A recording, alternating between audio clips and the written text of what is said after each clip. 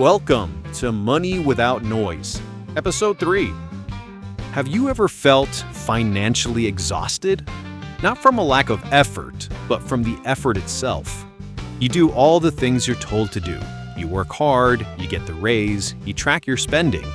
But at the end of the year, you feel like you're in the same place, just more tired.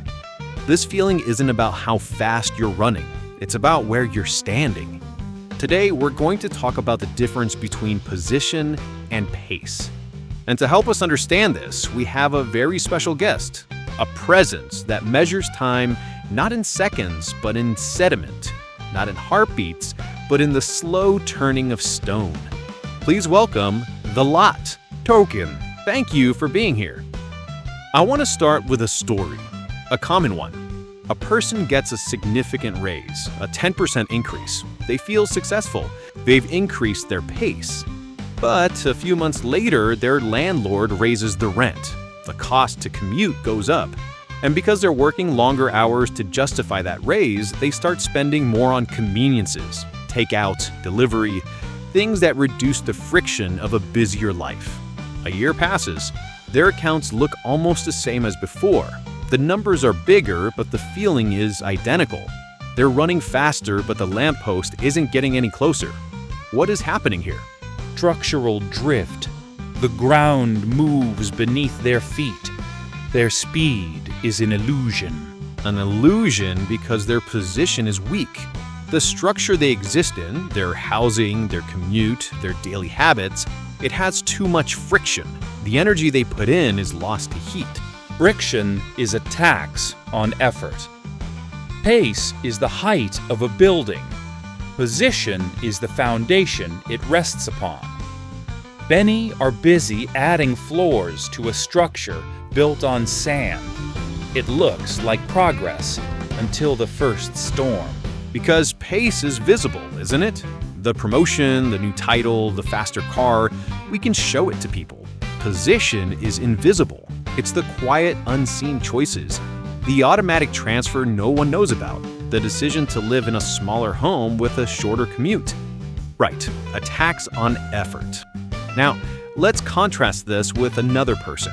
Let's call them the forgetful saver.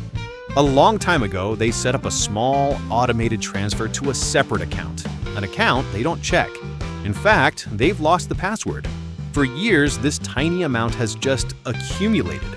They didn't hustle, they didn't optimize, they didn't even think about it. They simply created a structure, one time, that worked passively. While the other person was running on the treadmill, this person was standing still on an escalator they didn't even know was moving. What did they do right? They did nothing, and that nothing was everything. That's it. That's the entire thing. They chose a better position, once, and then they let time do the work. The effort was front-loaded into creating a structure with almost zero friction. We've been taught that money is a race. It's not. It's a map. If you're in the wrong place on the map, your speed is irrelevant. You can be the fastest runner in the world, but if you're running in a circle in the middle of a desert, you're not getting any closer to water. The map matters more than the movement. Where you are defines where you can go. Position over pace. It's about designing a structure that allows you to benefit from the passage of time rather than being eroded by it. It's about building a solid foundation on good ground instead of running frantically on sand. Sand shifts. Rock endures. The message from the law is clear. Stop measuring your progress by the level of your exhaustion. Start measuring it by the quality of your position, the strength of your structure. If this resonated, leave a comment below.